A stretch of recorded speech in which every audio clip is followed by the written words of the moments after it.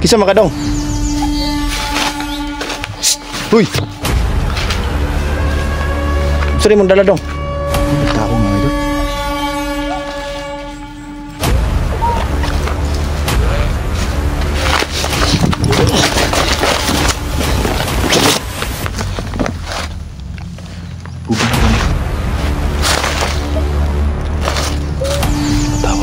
Ayan mga idol, no? Nakalabas na tayo doon sa gubat na dinaanan natin, no? So pagkatapos kasi nung gubat mga idol, no, dadaan tayo ulit dito sa ganyan, no, sa banana plantation, no. So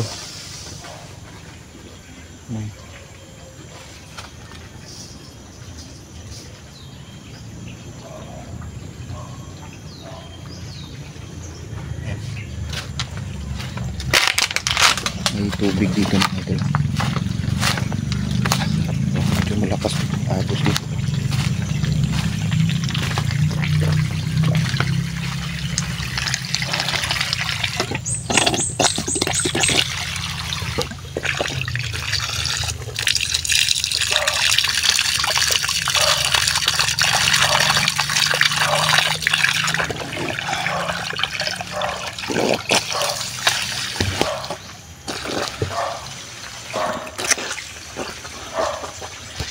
Yung pinag-inuman natin.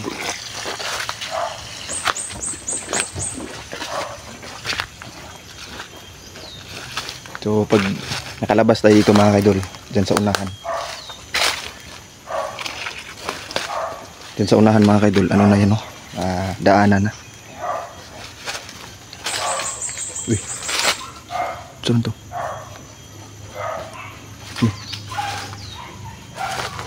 May nakakabod mga idol.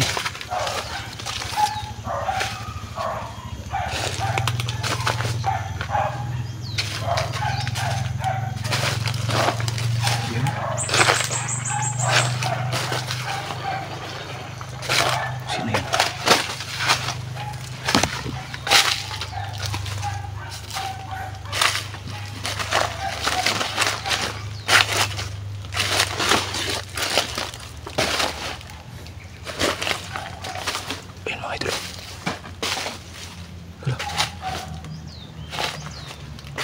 Sino to? Hindi nasa ako mga idol. Mga siguro ito na sa akin ba?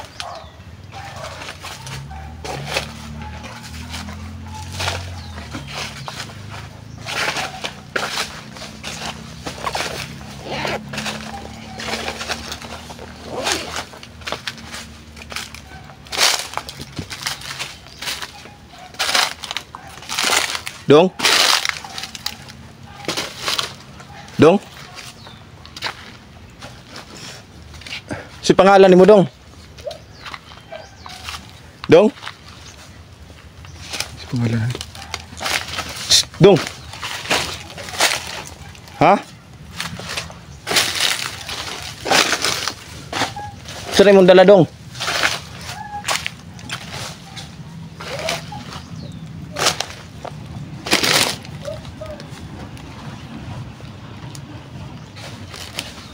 Kulit cuma itu.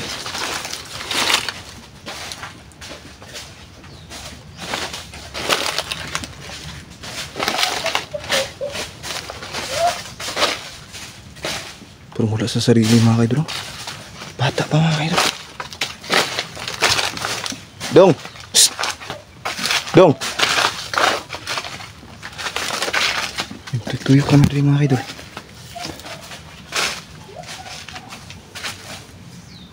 Kisa makadong. Uy. Sorry mong dala dong. Parang nagtao mga idol.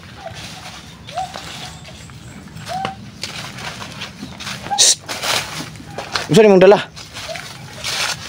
Uy.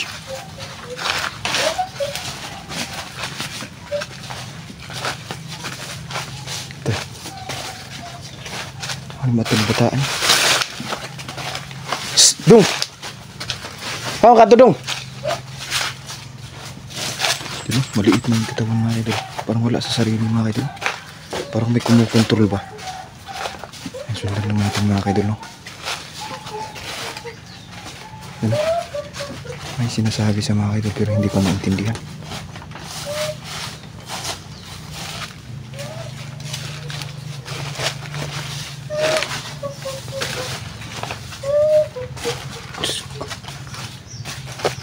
Hindi ko alam kung ano itong sinasabi niya. Parang umiiyak mga idol.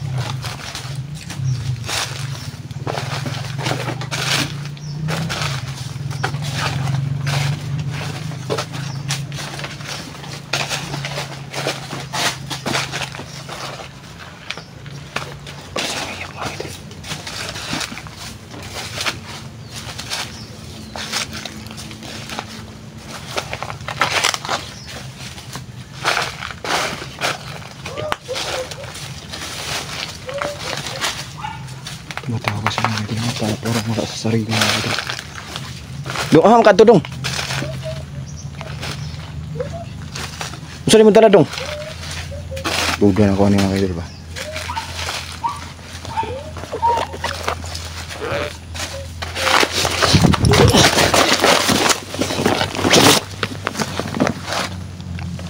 Buga na ko ano.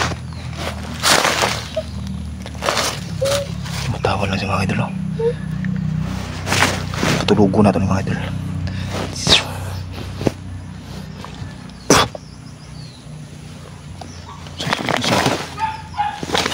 Buti mga idol.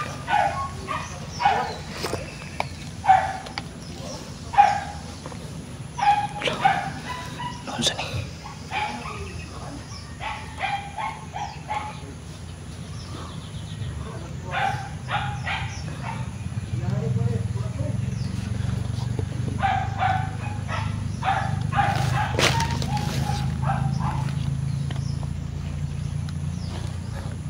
Para may kumukontrol mga idol no. Hindi ko alam mga idol kung sino kumukontrol. Ayan.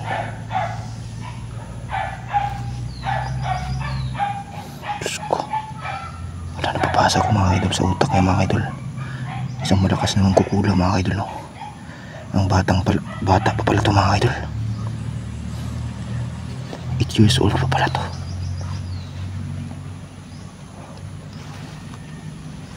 Ayan mga idol no. Diyos ko. Nababasa ko sa utak niya mga idol. Ang pangalan pala ng batang to Richard. Kinukontrol sa mga idol.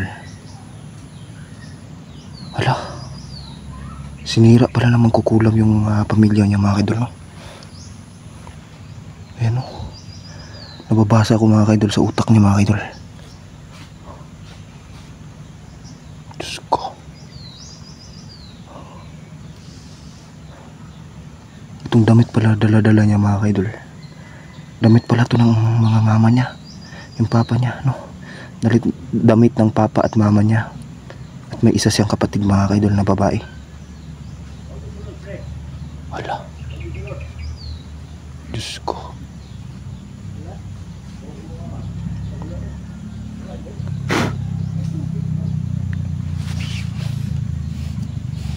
Yung mga idol oh.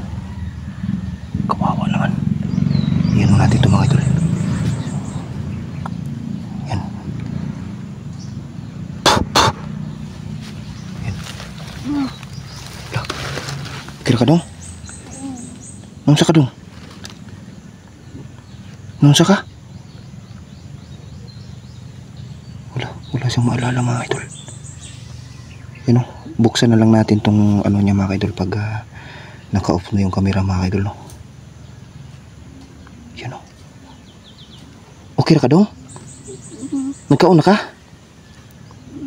Ha? Ay mo na pa ikaw mga idol. Diyos ko luyo eh. Amang kagikan dong, taga-asa man ka dong? Sa ubos? Diyos ko. Ay mga idol, akala ko kanina mga idol no? Ginagamit siya ng mga bandido ba? Akala ko mga baril to. Tapos ano-ano nasa utak ko mga idol. Ito ang daladala niya sa ako. Ito no. Pero kinukontrol pala siya ng isang mangkukula mga idol no? Kailangan natin itong maipadala kay Tatay Nilo mga idol. So, dong. Okay na ka? Andong Richard? Wala nakakailas yung pangalan? Ha? Yan. Dungo-dungo na lang sa mga idol, no? Wala na lang siya kailas yung pangalan. Diyos ko. Yan, no? Sobrang bata pa mga idol. 8 years old pa lang to mga idol, no? Pero ganito na yung nangyari sa kanya mga idol. Dahil sa mga masasamang tao, no? Na nakapaligid sa kanya. Nabasa ko sa utak niya mga idol na namitan siya ng isang orasyon mga idol, no? Na kumukontrol sa isang tao mga idol. Kisa nagkulam ni mo dong? Ha? Wala ka kaila? Yan. Siguro tatanungin na lang natin sa mga kaidol pag medyo okay na yung isip niya mga kaidol. Yan o.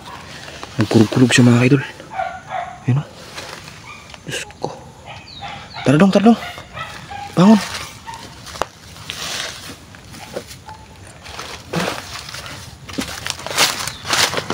Bangon pala ito mga kaidol.